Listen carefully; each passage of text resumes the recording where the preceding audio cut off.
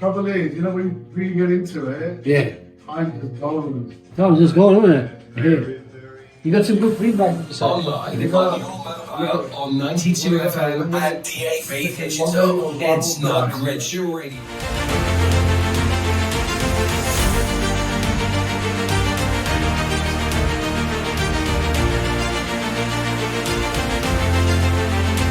It's 12 minutes past 12 o'clock, and it's the 17th of December, Wednesday morning. Well, I don't think the sun did shine this morning, but it was very foggy this morning when we got up, and now it's clearing up. It's going to be a nice day, as always. Every day, you've got to enjoy the day. You've got to enjoy every single day which you get in your life. Make the most of it. And today, in the community hour, we've got Ronald. We're going to say very good morning to Ronald. Good afternoon to Ronald. Good afternoon, Ronald. How are you? I'm fighting fit. Fighting fit, that's the way it should be. That's the spirit. And fighting fit you should be always, because like we say, every day is a gift, and every day you should enjoy and make the most of whatever you do, however you do it, whichever way you think, you know, it's going to be positive. Positive thinking always gets you ahead. Yeah. Ronald, thank you very much for taking time out and coming to 92 FM. And we welcome you here. And I want to know all about you as much as we can today, about your life background, because we met at the award ceremony at the Red Bridge Award ceremony, and when I saw your medals on your jacket, I thought, I've got to talk to this guy. You look so proud of wearing those medals.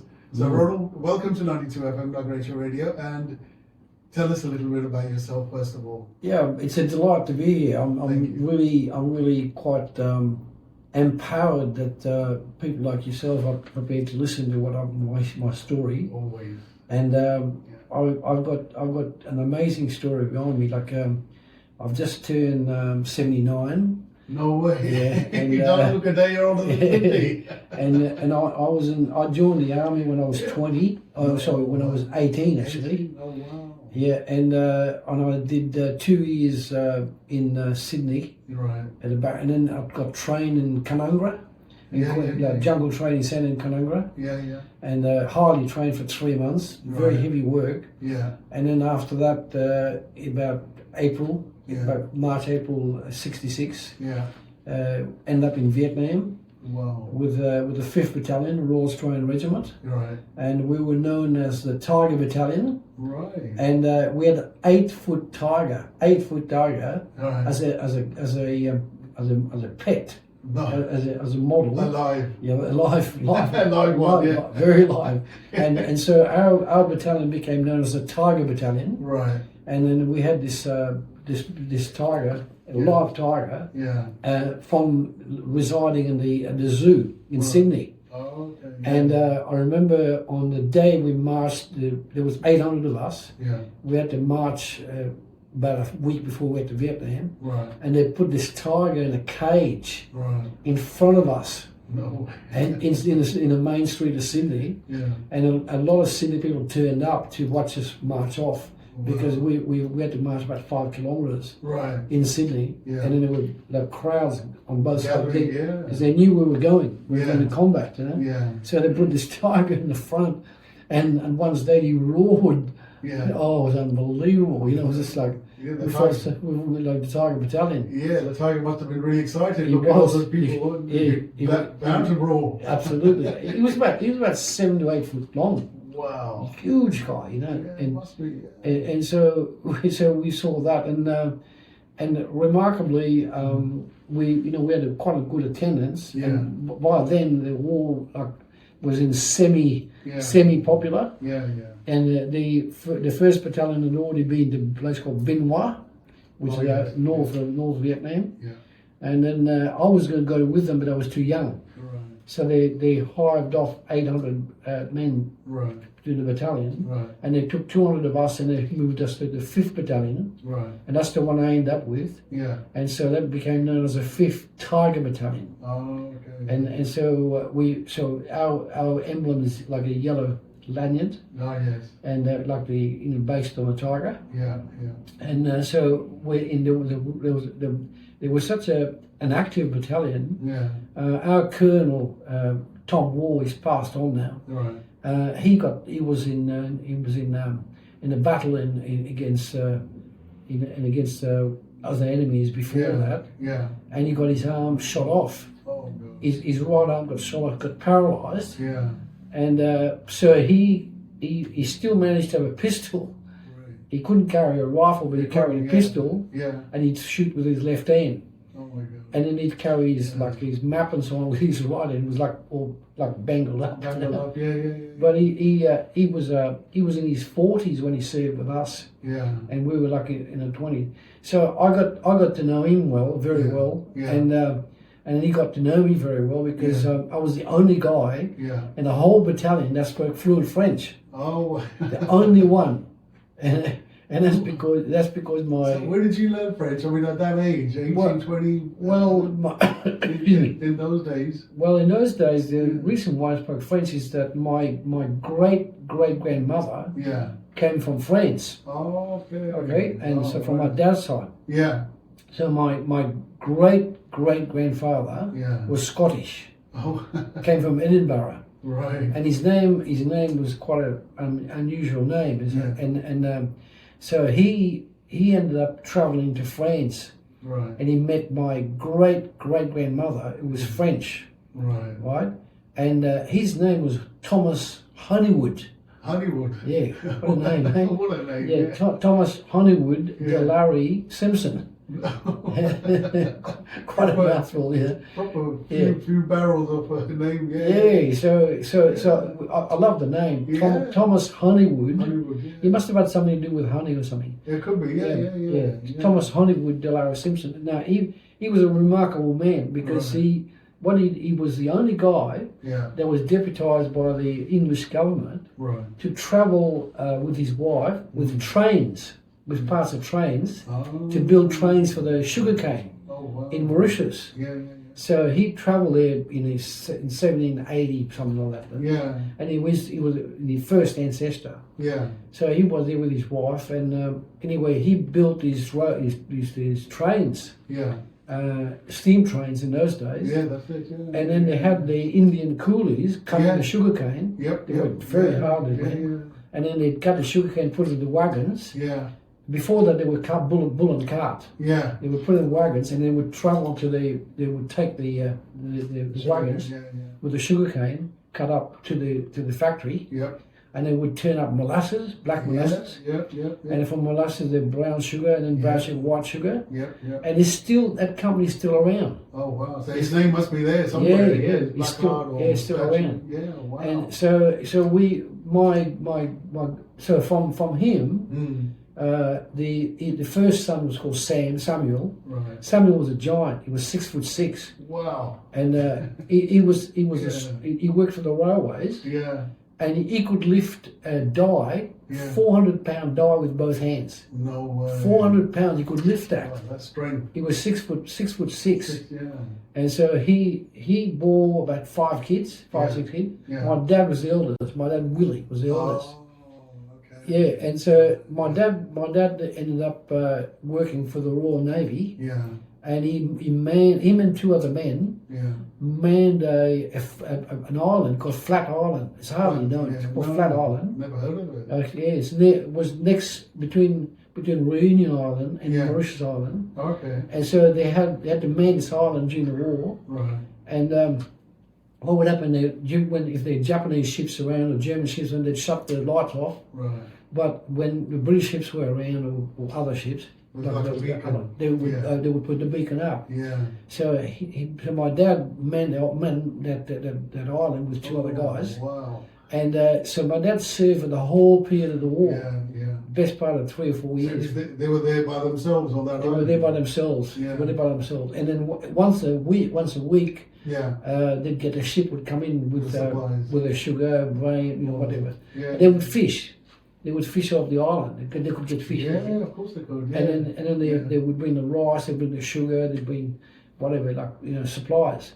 So my dad saw some amazing stories. That is, no one's heard of that No, before. No one would know anything about that. No one would ever know, you know. And it wasn't flat. The island wasn't flat. It wasn't flat. It was an actual. It was an escarpment you had to climb with ropes. Right. And they built a lighthouse on top. On top. Yeah. It was amazing. You know, I never went there, but he showed us pictures. Yeah, yeah. And he told us some amazing stories about.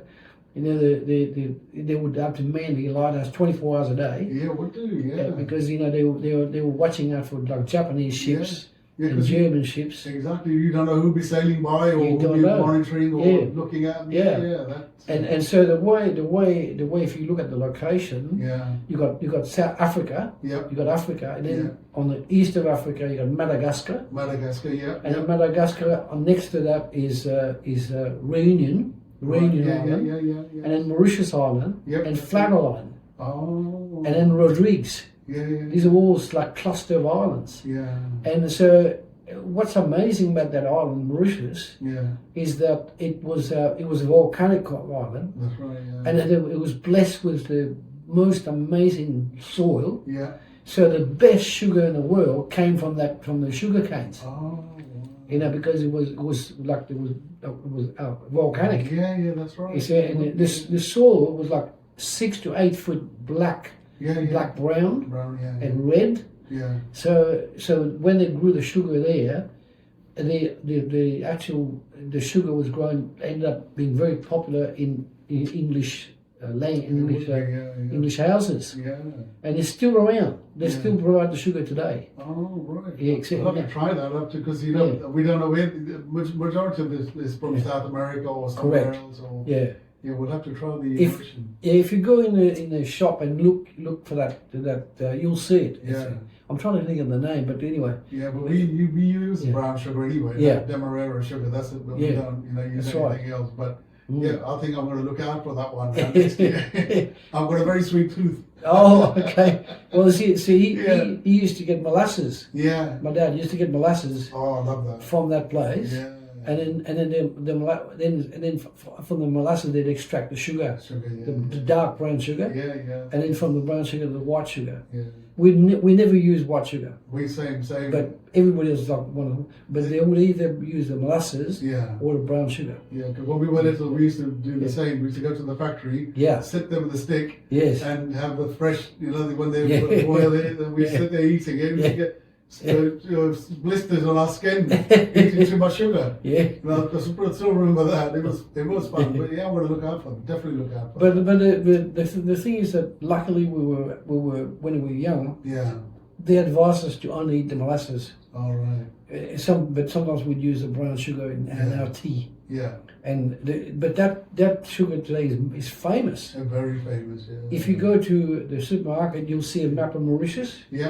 And that's the company. Oh, okay, I'll look after that. Yeah. Next time I go to I do the shopping, I'll look out for it. Definitely. So my dad served with the Royal Navy and on that island. Right. That's what they was deputised. His brother Patrick. Patrick's got an amazing story. Patrick was a real daredevil. He ended up, I don't know how he did it, but he ended up serving with a Sikh regiment against Rommel. Oh, wow, Sikh. Sikh regiment. Against Rommel. And as he kept saying, Hitler wasn't stupid, he was quite clever. Oh, he was a bit mad, but he was clever as well. And so he was more cunning. And he wanted Africa. Because he knew with Africa you could get diamonds, you could get oil, you could get gas, you could get minerals, right? So he deputised about 800 tanks under Rommel. 800 tanks. So they landed that in Tobruk. And they took that over. And then they then travelled south, like north, south. And they started taking territory. And so Patrick ended up working with the Sikh regiment. Right. And their role was to damage the truck, damage the tanks. And he told us an amazing story that there was these tanks, there were about 400 tanks, like parked in the desert, right? And they said, and the general who was in charge of the British area, he said to Patrick, he said, look, what do you recommend we should do? Patrick said, we're going to do a commando raid. No way. And he said, and Dad, he said, well, oh, we've been in the desert a while, about 10 o'clock at night, it's still light, right? Yeah. But 10:30 it becomes dark, and then it stays dark till 2 in the morning. Yeah. At 2 o'clock in the morning it starts to get light. Yep. So we've got about 3 hours to strike. Yep. Guess what they did? No.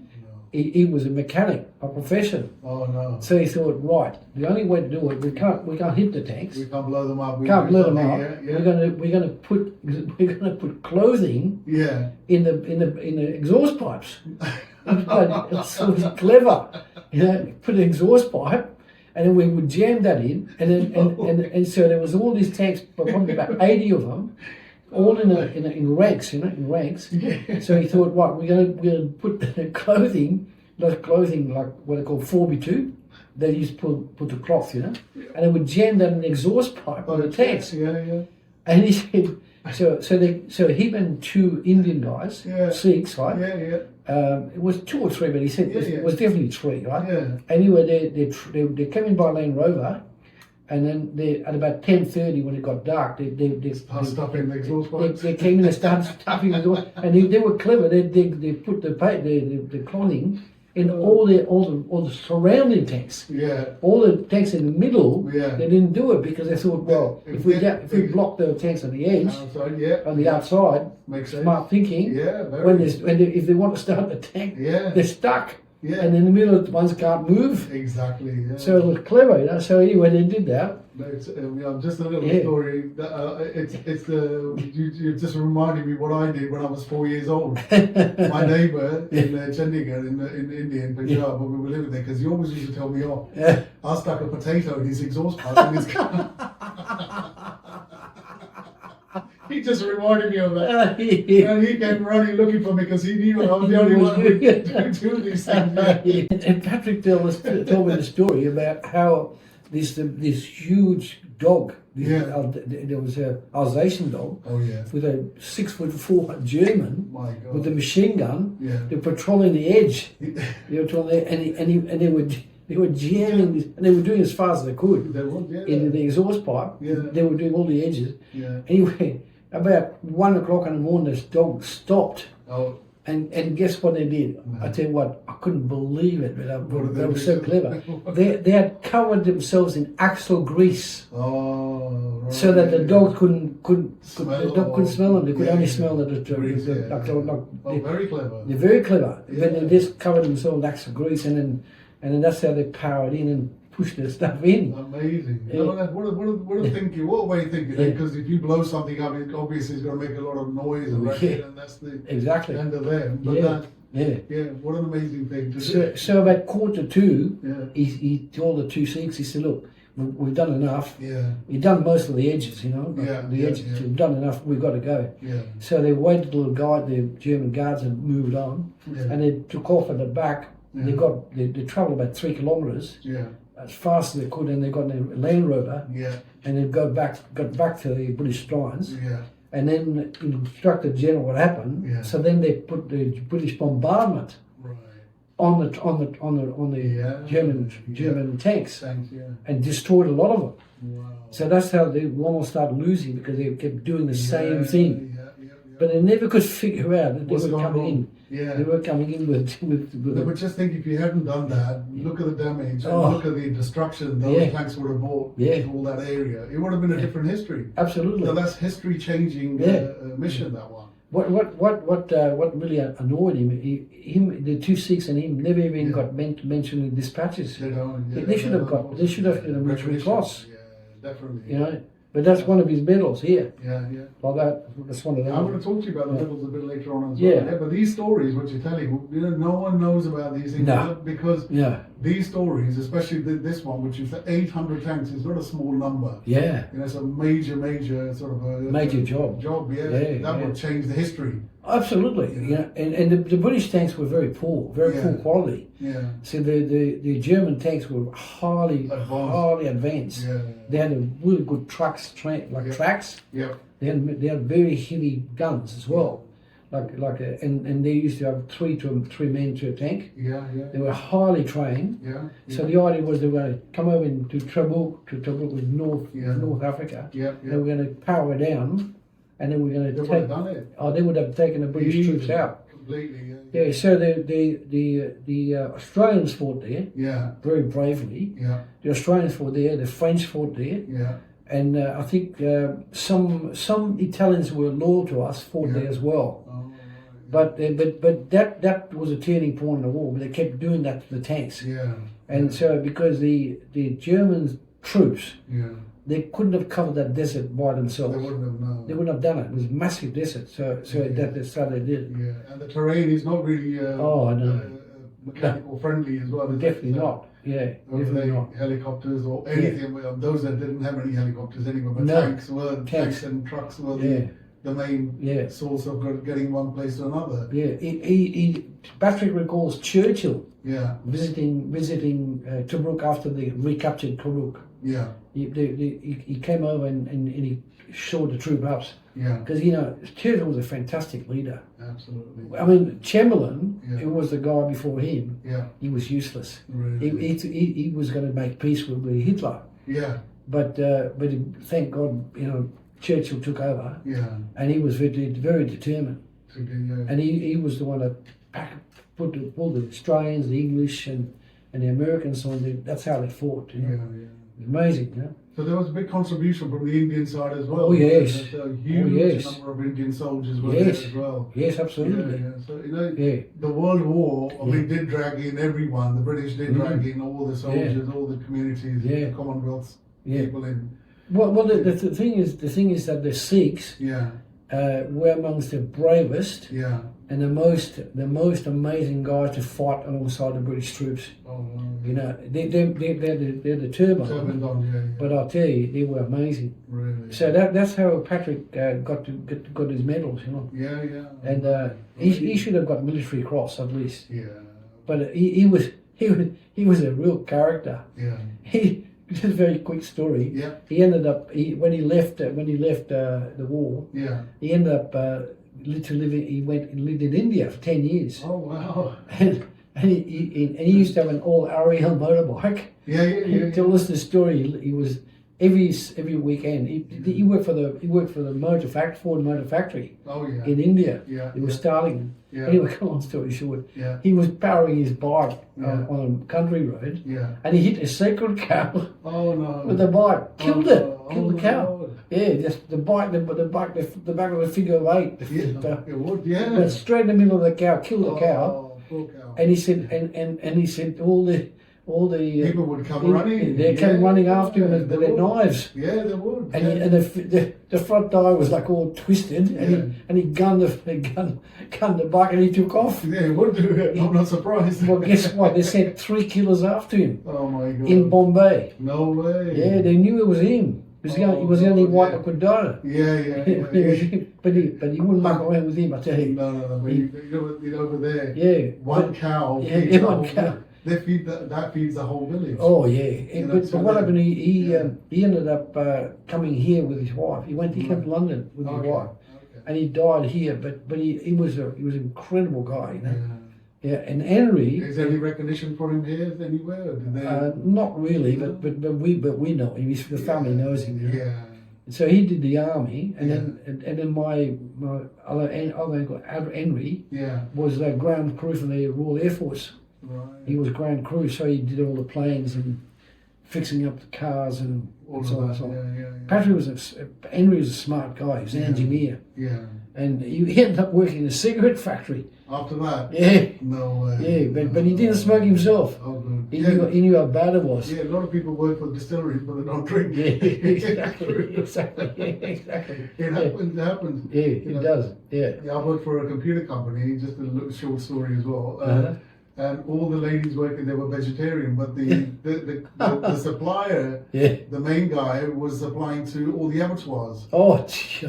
And I thought, I'm a vegetarian myself, and I thought working there, when I went to an abattoir, I thought, my God, this is like, it's hell It's for hell. the animal. Yeah, Oh, yeah. absolutely, Terrible stuff. But it is, Yeah. like you said, Yeah. a lot of people are like that. Yeah.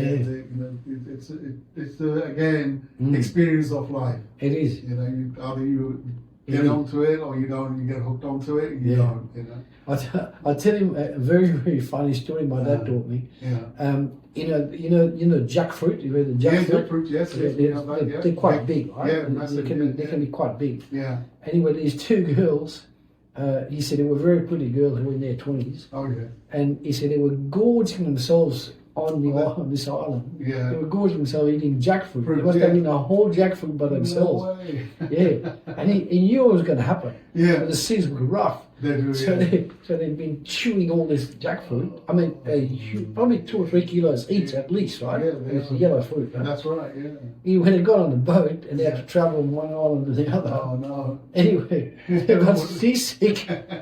He got seasick and he got vomited. They started vomiting the jackfruit over the back of the boat. All the fish were coming. Yeah, he said all you could see was this yellow trace of. Oh, God, yeah. It was intact. It was chewed it barely. Yeah. And then the whole of it was end up in the sea.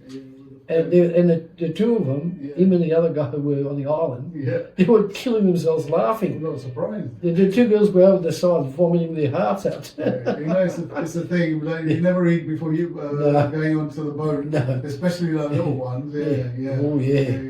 But they knew it was going to happen. The men knew. Yeah. I mean, you know, and the seas were rough. Yeah, they are. Yeah, you barely chew the actual the fruit. Yeah. And so you know that's the way it goes. You know, like that. It is. The experiences. These experiences are priceless. Yeah. Those stories are priceless. Oh. What you say. Yeah. We're going to take a short commercial break, and then we'll come back and talk some more, Ronald. Yeah. Thank you very much for sharing all these. We'll come back in a few minutes. Pleasure. And in the second part, Ronald, he's telling all his life story and all his experiences in the army and all the people he's met. And Ronald, thank you very much for sharing all those, because that's absolutely fantastic. And we've had a good response on the text messages, people asking questions, but we're not going to get into that because I want to hear your story. Sure. You know, about all of these things, all the experiences you've had. Yes. In your period in the army and with the serving with the Navy, with the Royal Air Force, all of the battalions you've been with and everything. You know, all of that. Now, tell us a little bit about your actual experience, what you did, and where you were. Sure. You know? I was it turns out it's the way life works, right? Yeah. There was 800 men in the battalion. Yeah. I was the only guy that spoke fluent French. Some of the officers spoke like a smattering of French, but not fluent. Yeah. So, but luckily, because I spoke fluent French, I was often asked to go and talk to the French people that had served at Dien Bien Phu, and in Vietnam with the French army. Yeah. And I used to get intelligence from them. Right. And they would tell me where the Viet Cong were. Right. It was priceless, because I mean the Viet Cong were very evasive. I mean, they'd been black pajamas, but you wouldn't know they were Viet Cong unless you captured them. Yeah. But these French people, they were running a rubber plantation called the Binba rubber plantation. Binba, B-I-N-H-A-S-B-A. Binba was the name of the village. Oh, okay. Yeah. And so they had about probably close to 2,000 to 3,000 rubber trees. Right. So they parked our battalion in that bunch of rubber trees. Right. And so we put in the first 6 months we lived in mud. No, it was pouring rain in the monsoon. Yeah, it's always we'd have plastic on the floor, but we'd be living in mud 6 months. And then after that, they built timber frames. Yeah. And then we put the tents up, like bigger tents. Yeah. And we will, it was more comfortable. Yeah. But we're still very dangerous position, right? It is. We know all these movies that were made and all the things that showed the experience that showed in the movies as well. Was it really like that intense and that? Absolutely. Absolutely. Yeah. Every night they would probe our position. Yeah. They would come and they would throw grenades into the position. They would, or they would put what are called bazookas in, or mortars. Yeah. And then we had to jump out of our tent, go into the actual the trenches. And cover our heads. Yeah, but the trenches get destroyed every day, or no? But sometimes they get lucky. They would hit some of the trenches, but more times than not, it would go in the center of the tent. Okay. They'd send the mortars across. Yeah, yeah. They're their own mortars, you know. There's mortars, like you could hear the poof like, and then you could hear a whistle. And they would always aim in the middle. Yeah. So we were on the edge. Yeah. Like our unit was on the edge. Yeah, yeah. And how long were you there for? 12 months in wow. that spot. That yeah. spot? Yeah. Oh my God. I'll tell you a very, very, very funny story. Yeah. Where one of my mates, there was 4 of us in the unit, Yeah. so in a tent. Yeah.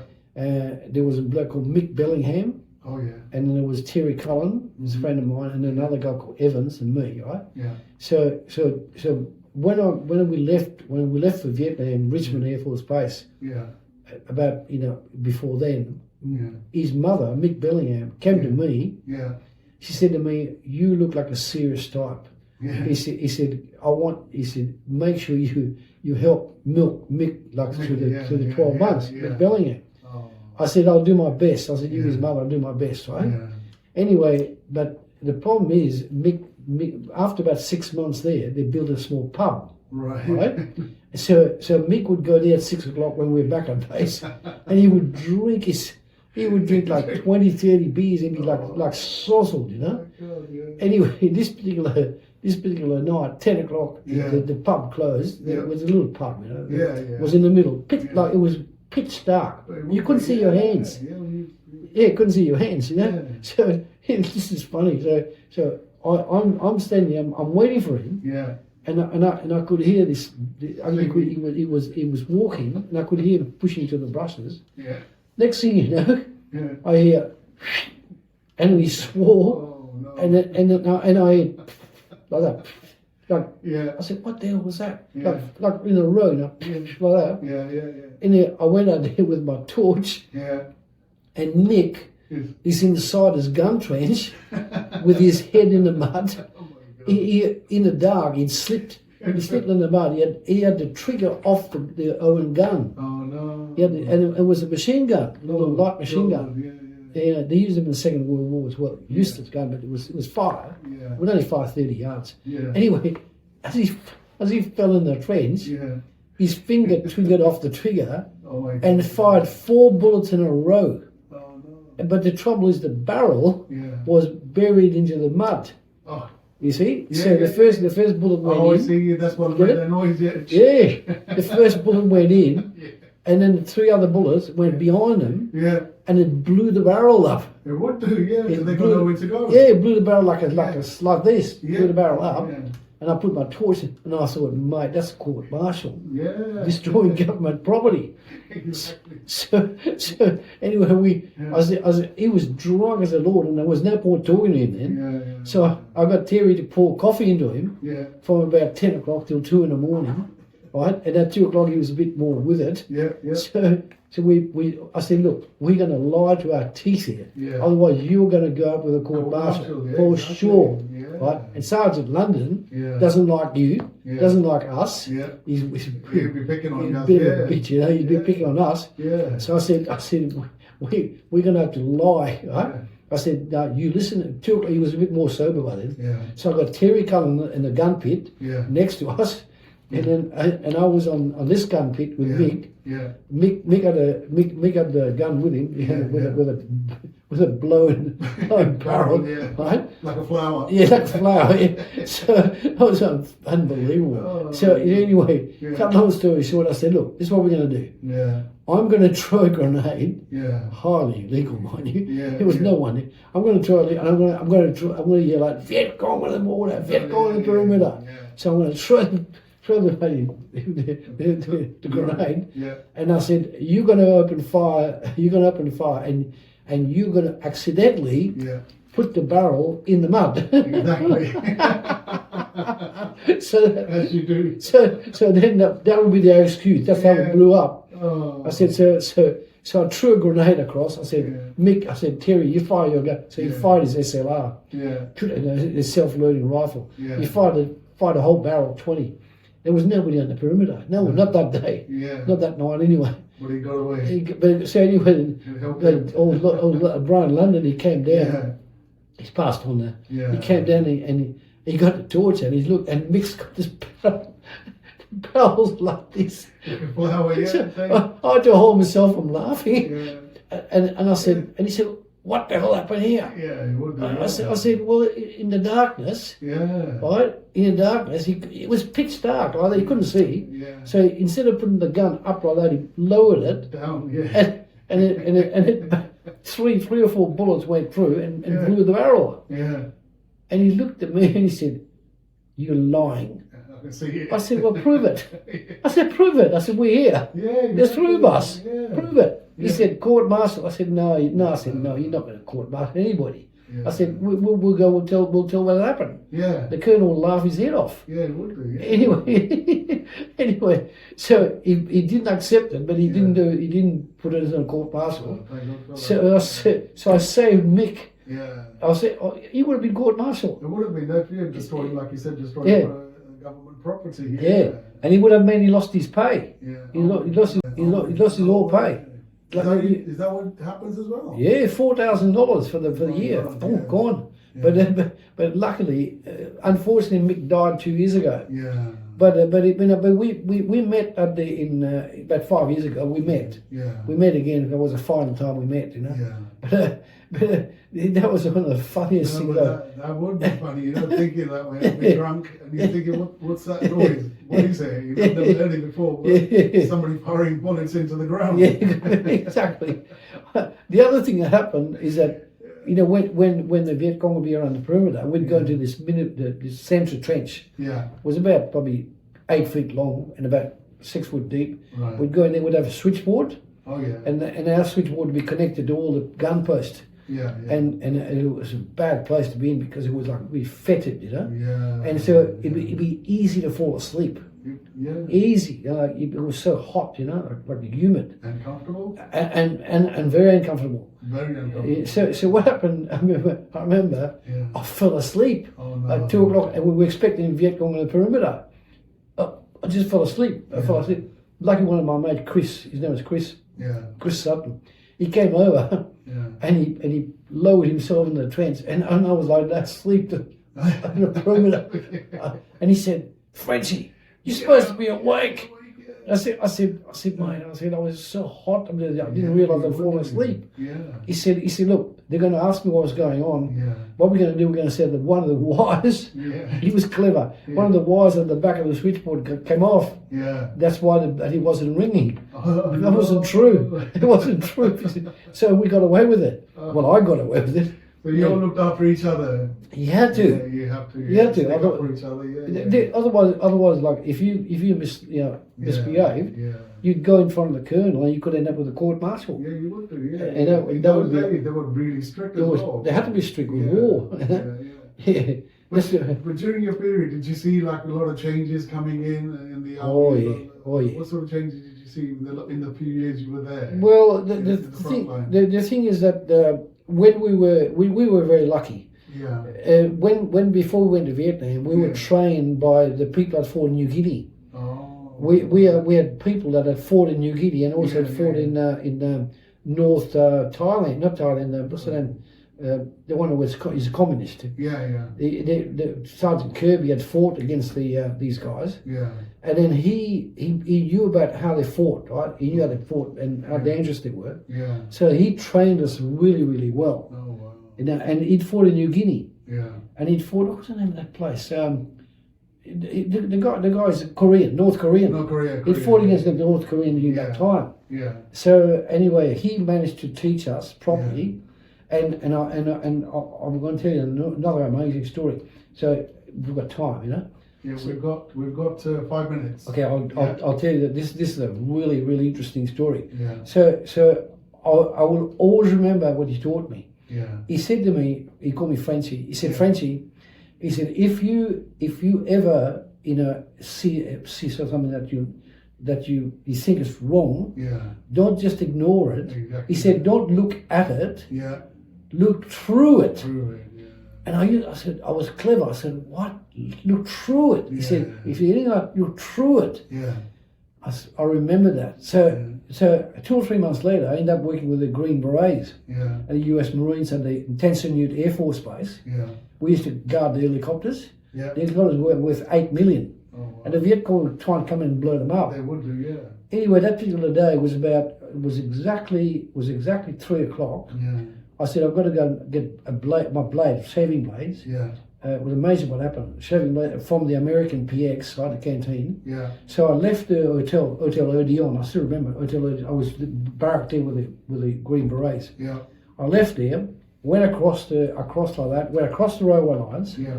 and then went down the main road, one of the main roads, and I remember looking like that as I went by. I saw this bike, right? It was an old bike. Yeah. I mean, old, really, really old. Anyway, cut long story short, Yeah. I kept going, and I thought there's something wrong about that bike, Yeah. but I couldn't figure out what it was. But Yeah. anyway, I went over, got my blades, Yeah. went back. It was 3:25, and then went back across the railway line. Yeah. Went across, and then I sat down about 5 to 4, and I started unpacking my razor blade. Yeah. 4 o'clock exactly. Boom! It's massive explosion. Oh no. They had put plastic explosive in the bike frame. Yeah. The whole frame was full of plastic explosive. Oh god. And they'd done that because the Americans used to play volleyball across the road Okay. So at they 4 knew o'clock. that. Yeah. They knew that. They knew. Yeah. But lucky for the Americans, unlucky for the Vietnamese, Yeah. this poor Vietnamese went past with a combi van, Yeah. and the blast of the bicycle blew up and blew them into the van. Wow. Killed, put a hole in the side of his chest, It would do. huge hole, killed him on the spot. It would do. And so one thing to teach you, if there's an explosion, don't rush there. Yeah. They like to put a second explosion, As well. Yeah. and then it takes up the crowd. Yeah. So I waited about an hour, then I got my uniform on, got my weapons on. When I'd look at it, sure enough, that bike was in pieces. It would be. I've never forgotten that. Yeah. Look through it. So now, whatever it is, wherever I am, if I see something unusual, Yeah. I look through it. Through it. Yeah. Good advice, you know? Yeah, very good. And report it to the authorities or police or whoever. Yeah. At least somebody can come and have a look at it and see. Yeah. You know, because Yeah. you don't know nowadays. I mean, look what happened in Australia. But nowadays, Yeah. as well, people are, Yeah.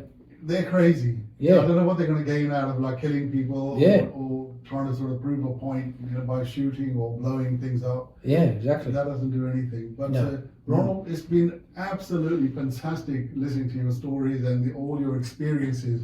You know, and like you said, you're in the book as well. This can people get this book?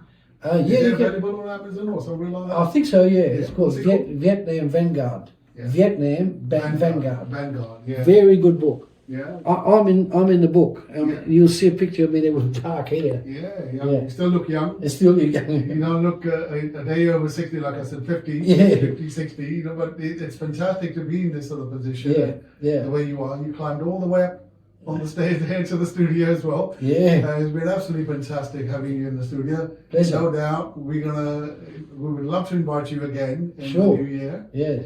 Any plans, any final messages you want to say before you? Yeah, well, I would strongly recommend that people buy that book. Yeah. It is one of the most exciting books. It was written about 50 Yeah. of the most popular guys in our battalion, Right. and I turned out to be one of them because I was the only one that spoke French. Yeah. So That's why they called you Frenchie. Yeah, that's what they call me Frenchie, you know. So, but this book is brilliant. Absolutely. Absolutely brilliant. I'm going to get a copy as well. Be I'm well sure. worth it. Yeah, no, definitely. But you'll definitely get it either to maybe Amazon or Yeah, or something. Yeah, you know all these outlets Yeah. online. That's right. Somebody will have it. But it's called Basically, Vietnam Vanguard. Vietnam Vanguard, Yeah. and we will put that on our social media as well, so Yeah. people can have a look at it. Yes. And get a copy of that. And if they get the book, Yeah. they'd be welcome for me to. I'll sign the book for them if they want. Brilliant. Yeah. Well, the next trip, Yeah. we'll get people to come in. Yes. Get the signatures. Yeah. Yeah, good on that. Brilliant. So, Okay. you got anything lined up for Christmas? Patrina's got things lined up. Doing the cooking and entertaining the family. Yeah. Patrina's the chef now. Really? Yeah, she's an accountant, but she's qualified as a chef I as know, well. what a small world. Yeah, I can't yeah. believe that, Kaka and Co. and Yeah. Patrina. Well, we'll talk about that next time. Yes. We've only got 1 minute left. So, That's all right. Ronald, Yeah. thank you very much. And Patrina, thank you very much for coming along today. Yes. And we shall see you in the future. Happy Christmas, a Merry Christmas, Yeah. and a happy 26 for you guys. Good on you. Yeah. And there's a lot more good stories after that. Definitely.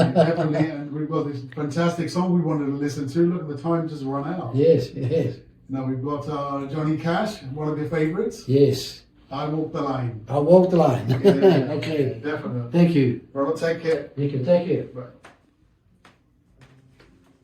There we go. He died recently. Absolutely brilliant. Yeah. He died about 2 or 3 years.